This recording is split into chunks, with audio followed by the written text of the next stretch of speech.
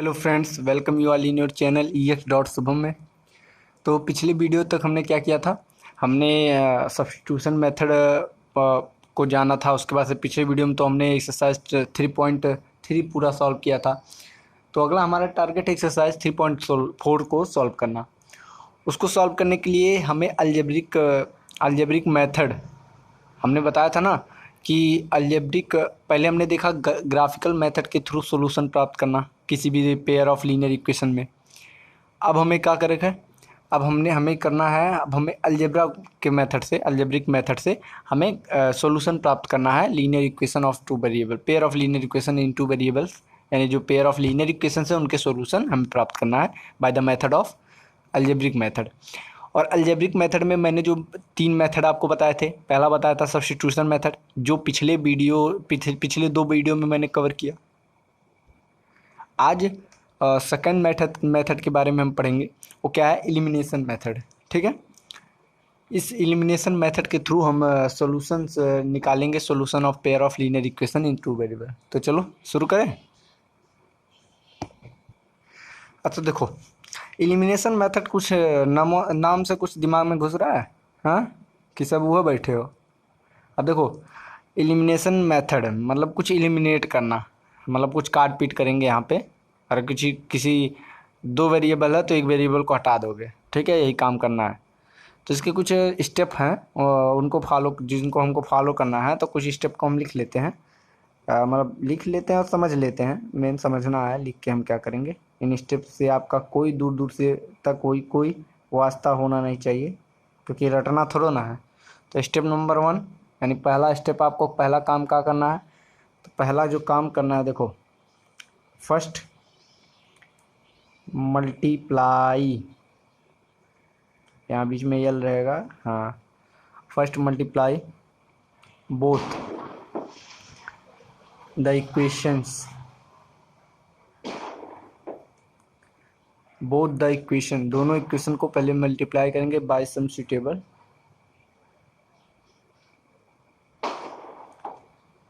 Bye some suitable non zero constant. साला पटाखा फूट रहा है यहाँ पे। To make the coefficient of one variable either x और y न्यूमेरिकली इक्वल। अब देखो बेटा, इसको ध्यान से समझो। पहला स्टेप क्या कहता है, कुछ पटाखा फूट रहा है तो उससे उम्मीद है आपको डिस्टर्बेंस नहीं होगा। पहला क्या कहता है स्टेप कि first multiply both the equation by some suitable non zero constant. पहला हमें काम क्या करना है कि जो दोनों इक्वेशंस होंगे, जो पेयर ऑफ लीनियर इक्वेशन होंगे दोनों, उन दोनों इक्वेशन को किसी सुटेबल के, जो मतलब वहाँ पे सुटेबल होगा, किस हिसाब से सुटेबिलिटी हम चेक करेंगे वो बाद में बताता हूँ। By some suitable non zero constant, किसी नॉन जीरो कांस्टेंट है उसको आप क्या करेंगे, मल्टीप्लाई करेंगे। और इस तरह मल्टीप्लाई करेंगे to make the coefficient of one variable either x और y न्यूमेरिकली इक्वल। इस तरह आप करोगे कि जो कोफिशिएंट होगा किसी एक वेरिएबल का, चाहे वो x का कोफिशिएंट या y का, ठीक है, दोनों का में से किसी का भी कोफिशिएंट जो है दोनों इक्वेशन में सेम हो जाए, ठीक है, न्यूमेरिकली इक्वल हो जाए, ठीक है। तो हमें पहला काम यही करना है, न्यूमेरिकली इक्वल करना रहता है मल्टीप्लाई। तो न्यूमेरिकली इक्वल करने के लिए हम कौन सा सूटेबल कांस्टेंट चुनेंगे ना, यही है सूटेबल कांस्टेंट। सूटेबल मतलब हमें खुद से चुनना है, ऐसा कांस्टेंट हमें चुनना है कि जो कोफिशिएंट होंगे वेरिएबल के, किसी एक वेरिएबल का, वो इक्वल हो जाए, ठीक है। तो हमें चुनना है। और जब आप क्वेश्चन करोगे तो आपको बढ़िया समझ में आएगा। अभी स्टेप बस आप देख लो, एनसीईआरटी की बुक में स्टेप लिखा हुआ है, लेकिन मैं भी यहाँ पे आप लिख दे रहा हूँ। स्टेप नंबर 2 जो है, एक करने के बाद आपको क्या करना है, देन ऐड और सब्ट्रैक्ट ऐड करना है दोनों इक्वेशन को या सब्ट्रैक्ट करना है। अब कैसे समझो क्या करना है किस समय, इस तरह से ऐड या सब्ट्रैक्ट करना है कि उसमें से कोई एक वेरिएबल जो है वो एलिमिनेट हो जाए। ठीक है, ऐड और सब्ट्रैक्ट इस तरह से करना है, मैं लिख नहीं रहा हूँ लेकिन मैं बोल दे रहा हूँ। ऐड और subtract one equation from the other, एक इक्वेशन को दूसरे इक्वेशन में ऐड और या सब्ट्रैक्ट करो।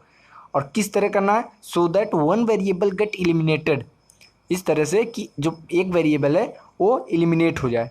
ठीक है, if you get an equation in one then उसके बाद से जब एक वेरिएबल ऐड और सब्ट्रैक्ट करोगे दोनों इक्वेशन को, तो इस तरह करना है कि उसमें से एक वेरिएबल जो है एलिमिनेट हो जाए, और एक वेरिएबल एलिमिनेट हो जाएगा तो जो आपका इक्वेशन है ना वो एक सिंगल वेरिएबल में आ जाएगा, जिसकी मदद से आप किसी एक के जो मतलब जो एलिमिनेट नहीं हुआ रहेगा उसकी आप वैल्यू फाइंड कर सकते हो। ठीक है, तो स्टेप थ्री में लिख नहीं रहा हूँ, बस बोल दे रहा हूँ क्या करना है स्टेप थ्री में। तीसरा स्टेप क्या करना है कि solve the equation in one variable x और y so obtained to get its value. अब वहाँ से मिला यक्स और मतलब क्या नाम है यक्स और वाई की, जब इसको सॉल्व करें तो मान लो यक्स एलिमिनेट किए तो वाई में एक मतलब एक वेरिएबल में एक इक्वेशन मिला। ठीक है, अब उस जो एक इक्वेशन मिला उसको सॉल्व करके आप वहाँ से जो मान लो यक्स को एलिमिनेट किए हो तो वाई की वैल्यू पता कर लोगे, और जो वैल्यू वहाँ से ऑब्टेंड करोगे। ठीक है, वो थर्ड स्टेप में ही करना है, वो वैल्यू ऑब्टेंड करना है। फिर स्टेप 4 में जाके आपको क्या करना है, जो वैल्यू ऑब्टेंड करोगे उसको किसी एक इक्वेशन में पुट करके दूसरी वैल्यू भी आप ऑब्टेंड कर लोगे। ठीक है, ये मेथड। अब आप एग्जांपल जब देखोगे तो आपको बढ़िया तरीके से समझ में आएगी, मैंने लिखा नहीं क्योंकि अभी एग्जांपल कराऊंगा, तो आपको एक बार देखोगे एग्जांपल आपको समझ में आ जाएगा। एग्जांपल नंबर 12 आपके स्क्रीन पे आ रहा होगा, एग्जांपल नंबर 12। ठीक है, अगला एग्जांपल यही है ना, एग्जांपल नंबर नहीं 11 भी है शायद, हाँ एग्जांपल नंबर 11 देखो, एग्जांपल नंबर 11 आपके स्क्रीन पे आ रहा होगा, एग्जांपल नंबर 11। ठीक है, क्या है, the ratio of incomes of two persons is 9:7। The ratio of their expenditure is 4:3। If each of them manage to save 2000 per month, find their monthly income.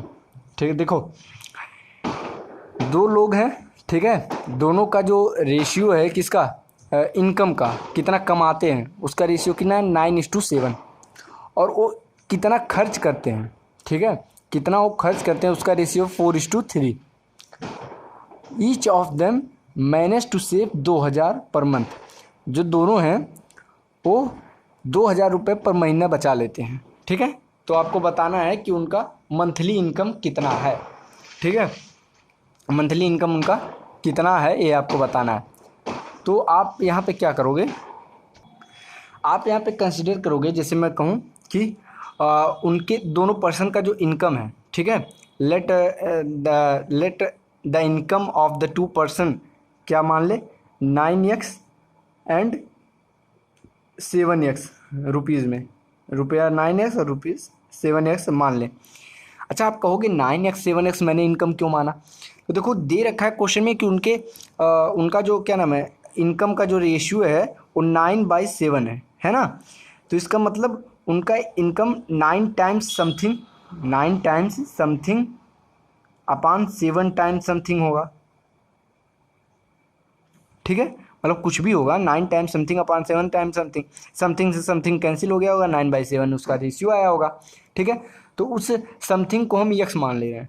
ठीक है, तो यहाँ पे 9x और 7x आप मान सकते हो कि 9x 7x उनके क्या है इनकम है। ठीक है, let us denote the income of the two person be 9x and 7x, and उनका जो एक्सपेंडिचर है मतलब जो उनका खर्च है वो कितना है, वो 4:3 के रेशियो में है। तो फिर रेशियो को भी अब रुपए में उनका 4:3 के रेशियो में है, तो 4 into something upon 3 into something, यहाँ पे हम समथिंग को y मान लेते हैं, कुछ होगा।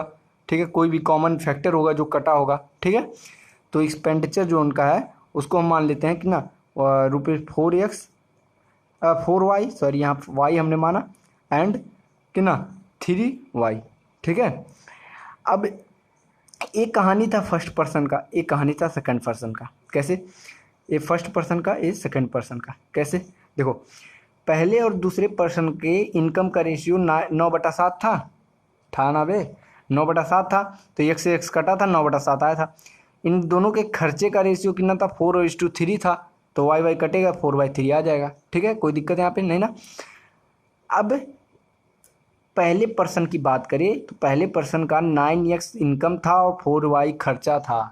9x इनकम था, 4y खर्चा था। अबे तुम जब दे रखा है, तुम 100 रुपया कमाते हो, 40 रुपया खर्च करते हो, तुम्हारे पास बचेगा कितना? तो 100 में से 40 घटाओगे, 60 बचेगा ना। सही कह रहा हूँ ना। उसी तरह दे रखा है कि 9x रुपया ही कमाता है, ठीक है, और खर्च करता है 4y, और दे रखा है दोनों का जो मंथली सेविंग है वो कितना है, 2,000 रुपया, यानी बच किसका कितना रहा है इसके पास, 2,000 रुपया। ठीक है, इक्वेशन नंबर 1। दूसरे का देखो, दूसरे का देखोगे तो क्या मिलेगा, देखो इज्जत से। ठीक है, दूसरे वाले का 7x रुपया कमाता है, 3y रुपया खर्च करता है। 7x रुपया कमाता है, 3y खर्च करता है, और ये भी बचा लेता है कितने, 2,000। ठीक है, दोनों का सेविंग 2,000 है, बचा लिया। अब इन दोनों इक्वेशन को सॉल्व करना है। अभी अभी तुरंत आप पढ़े हो सब्स्टिट्यूशन मेथड, उसको लगा के सॉल्व कर सकते हो। लेकिन अभी तुरंत सब्स्टिट्यूशन मेथड पढ़ के जा चुके हो 2 वीडियो में, तो उससे सॉल्व कर सकते हो। लेकिन अभी तुरंत जो टटका पढ़े हो, तुरंत अभी जो पढ़ाया हूँ ऊपर, वो का था, एलिमिनेशन मेथड। ठीक है, तो एलिमिनेशन मेथड का यूज करें। हाँ, तो स्टेप 1 पहला स्टेप क्या कह रहा था, हाँ ध्यान में है। पहला स्टेप कह रहा था कि मल्टीप्लाई करना है इक्वेशंस को, दोनों में से किसी एक, मतलब दोनों इक्वेशन में इस तरह मल्टीप्लाई करना है कि कोई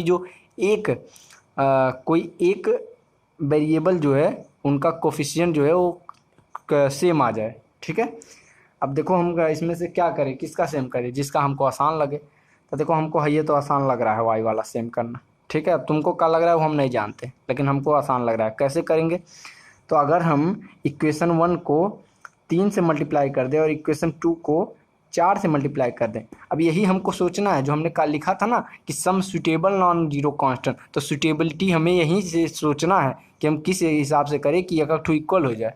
अब जब इसको हम 3 से करेंगे तो ये 12 हो जाएगा, हाई वाई के जगह पे, और यहाँ जब 4 से करेंगे तो ये 12 हो जाएगा, 12 हो जाएगा, सेम हो जाएगा ना। हमको बस सेम करना था। ठीक है, जब मल्टीप्लाई करोगे तो आपका जो पहला इक्वेशन है वो क्या बन जाएगा, इसको 3 से जब मल्टीप्लाई करोगे तो यो मत करना कि 3 से सिर्फ यही मैंने मल्टीप्लाई कर दिया। कुछ बेवकूफ़ होते हैं कि 3 से, अगर मैंने कहा कि इनको सेम करना है तो 3 से सिर्फ यही मल्टीप्लाई करेंगे। अब ये चुट्टे पूरे इक्वेशन में 3 से मल्टीप्लाई होगा, समझे।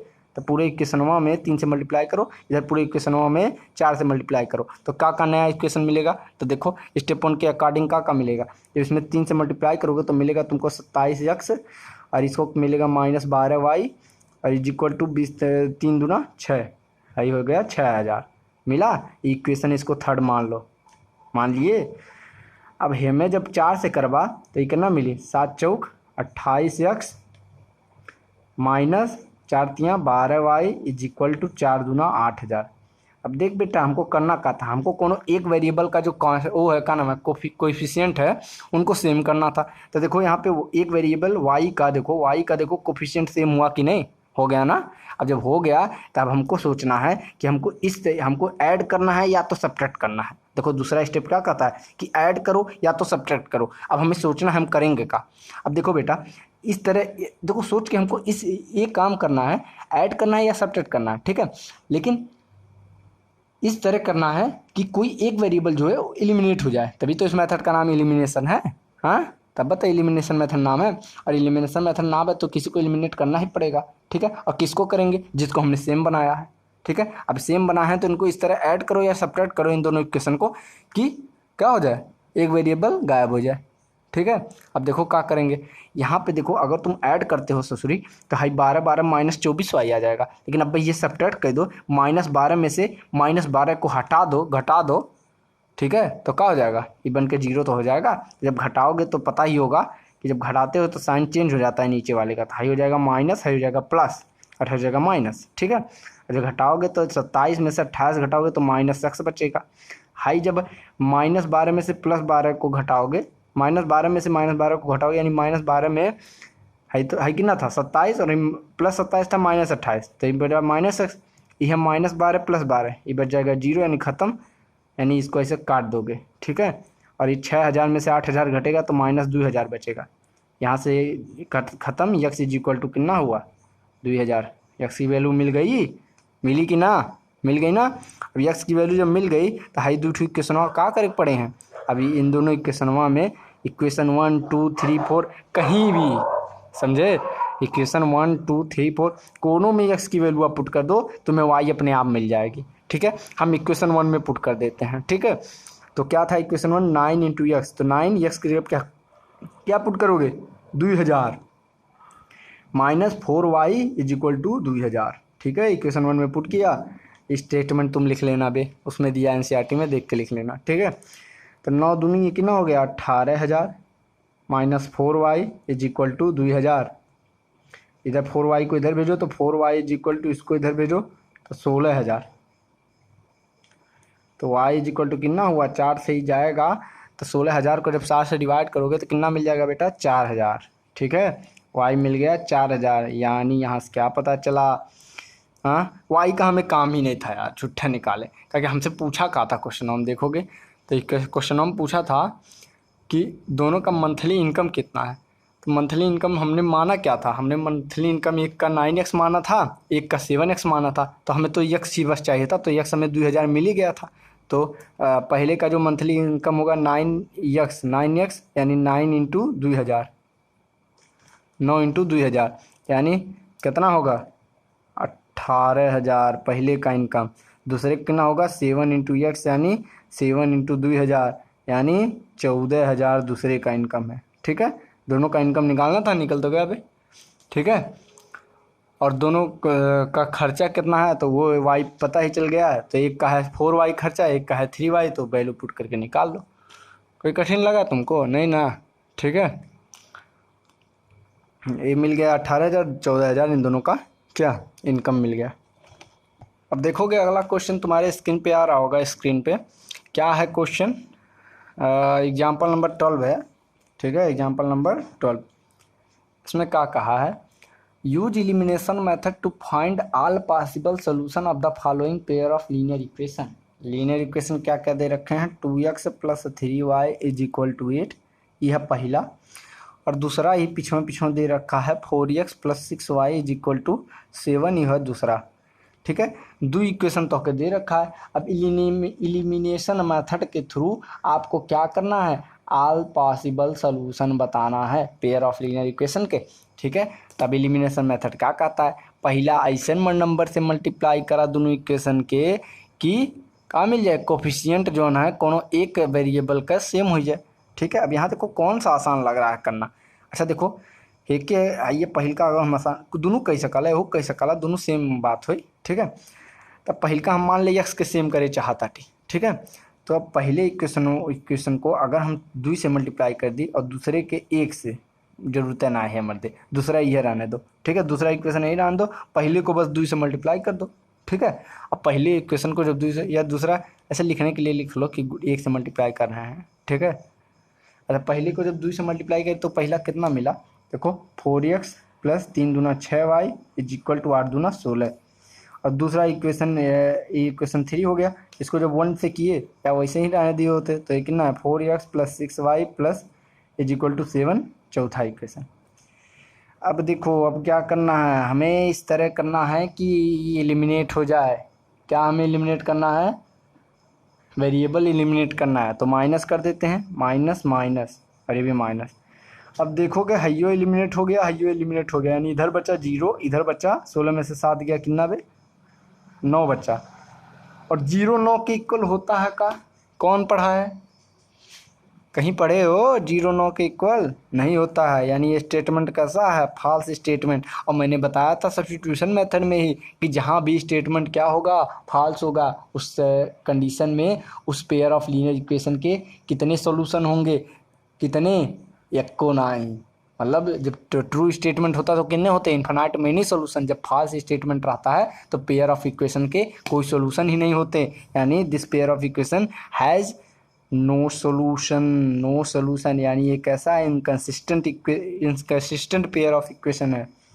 समझ में आइल कुछ, घुसल दिमाग में, हाँ चलो ठीक है मान लिया। कि कुल आ गया समझ में तुमको। ठीक है, अगला देख लेते हैं। एग्जाम्पल नंबर 13 आपके स्क्रीन पे चमक गया होगा, चमक रहा है? हाँ, ठीक है। एग्जाम्पल नंबर क्या है? 13 का कहा है the sum of a 2 digit number and the number obtained by reversing the digit is 66. Okay, okay. If the digit of a number differ by 2, find the number. How much such numbers are there? ठीक है, का कहा कि 2 digit number का जो sum of 2 digit number and the number obtain by reversing the digit is 66। मतलब अगर कोनो हम कहे जैसे 16 एक नंबर है ना, अब 16 को उसमें ऐड करना है। 16 का उल्टा कितना होगा? जब डिजिट 16 में डिजिट को रिवर्स कर दोगे तो कितना होगा? जैसे 16 है, इसमें डिजिट को रिवर्स करना मतलब क्या कहना, डिजिट को रिवर्स करोगे तो ये 61 हो जाएगा। हो जाएगा, होगा कि नहीं बे? होगा ना। तो 16 का ये अब वही कहा है कि 2 डिजिट नंबर को और उसके रिवर्स करने पे जो नंबर मिल रहा है, इन दोनों को जब सम करोगे तो उसमें उसके क्वेश्चन के अकॉर्डिंग 66 आ रहा है। ठीक है, तो वही कहा है क्वेश्चन में। फिर क्या कहा है?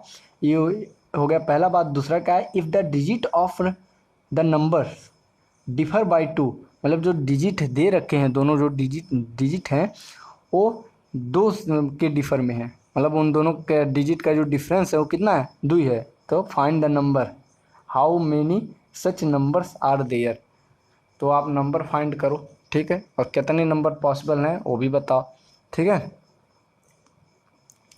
चलो तो लगते हैं उसमें। अब आप यहाँ पे मानोगे क्या? यहाँ पे मानोगे, अब जो कोई भी 2 डिजिट नंबर लिखते हो तुम, जैसे मैं 16 ही लिखा था, तो 16 में एक डिजिट होता है टेंस, एक डिजिट होता है वंस। इतना तो पता होना चाहिए भाई। हाँ, ये मत कहना कि ये तो नहीं पता था। नहीं पता था तो क्या बोल दिया। वंस या तो इसको आप यूनिट भी कह सकते हो। ठीक है, यूनिट डिजिट ये पता होना चाहिए, वैसे होगा भी। अब हम कैसे बताएं? ऑफलाइन ऑनलाइन क्लास में कौन तुम्हारा चेहरा पकड़ ले रहे हैं कि अरे ये लौंडा तो नहीं पता है।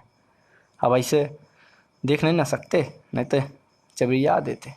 चलो समझो, the sum of 2 digit number and the number obtained by reversing the digit is 66। तो हमने क्या किया? अब एक 2 डिजिट के नंबर में एक टू टेंस होता है, टू यूनिट प्लेस होता है। ठीक है, अब let the tens and unit digit in the, मतलब यूनिट जो फर्स्ट नंबर है, जैसे मैंने जो नंबर है, ठीक है, उस नंबर का मैंने टेंस प्लेस यक्स मान लिया और जो यूनिट डिजिट है उसको वाई मान लिया। तो टेंस डिजिट को लेट करना है। टेंस डिजिट क्या माना हमने? यक्स माना, और यूनिट डिजिट को हमने वाई माना। ठीक है, अब देखो, अब जैसे ही 16 था, अब 16 को में टेंस डिजिट 1 है और यूनिट डिजिट कितना है? 6 है। ठीक है, अब इसी को अगर मुझे 16 लिखना है, आपको यूनिट डिजिट और टेंस डिजिट पता है, तो आप कैसे लिखोगे? 10 इंटू 1 प्लस 6 लिखोगे। हाँ, अब देखो मैं यहाँ पे कैसे लिखता हूँ। अब इन दोनों की मदद से आपको क्या कहा? Sum of 2 digit number, 2 digit number का सम। 2 डिजिट नंबर यक्स और वाई, टेंस डिजिट यक्स है और यूनिट डिजिट वाई, तो दोनों डिजिट क्या होगा? वो डिजिट क्या होगा, मतलब वो नंबर क्या होगा? वो नंबर क्या होगा? 2 डिजिट नंबर क्या बनेगा? तो क्या बनेगा? 10x plus Y. ये बात समझ में आई कि नहीं? पहले ही बता। हाँ, नहीं आई तो फिर से बताएंगे। नहीं, देखो कैसे। टेंस डिजिट यक्स है, यूनिट डिजिट वाई है। ठीक है, तो क्या जब आप नंबर लिखोगे इनसे बना के, तो उसको 10x प्लस वाई नहीं लिख सकते? जैसे मैं एग्जांपल दिखाऊं, अगर आपके पास एक नंबर है, यहाँ लिख देता हूँ 76। ठीक है, इसको आपको तोड़ना है तो आप कैसे लिखोगे? 10 इंटू 7 प्लस 6। ठीक है, तो देखो 10 इंटू 7 क्या है? टेंस डिजिट, प्लस 6 क्या है? Unit digit. वही तो मैंने किया है। 10 इंटू, देखो यहाँ पे 7 क्या था? टेंस डिजिट, यहाँ पे टेंस डिजिट क्या है? यक्स, तो 10x और प्लस वाई क्या है? ये यूनिट डिजिट, और यहाँ पे यूनिट डिजिट क्या है? वाई, तो यहाँ वाई लिखा। समझ में आया कुछ? ठीक है, जैसे यहाँ किया था 16 में, तो 10 यक्स की जगह पे यहाँ 1, यहाँ यक्स की जगह क्या है? 1 है, क्योंकि यहाँ यक्स क्या है? टेंस डिजिट, यहाँ पे टेंस डिजिट 1 है तो यहाँ पे 1 आया। ठीक है, वाई क्या है? यूनिट डिजिट, यहाँ पे यूनिट डिजिट 6 है तो यहाँ वाई की जगह पे 6 आया। ठीक है, तो ये समझ में आया? तो ये हो गया और नंबर मिल गया। ठीक है, क्या हुआ, एक नंबर हमको मिल गया। अब अगर जो डिजिट को रिवर्स कर देते हो, जब बाय रिवर्सिंग द डिजिट, जब आप ये क्या हुआ, ये इन दोनों की मदद से आपको क्या मिला है, नंबर, जो नंबर मिला ये मिला।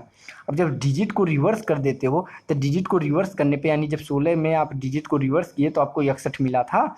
तो जब डिजिट को रिवर्स कर रहे हो तो उस केस में जो यूनिट डिजिट था वो बन जाता है टेंस डिजिट, बना ना, और जो टेंस डिजिट था वो बन गया यूनिट डिजिट।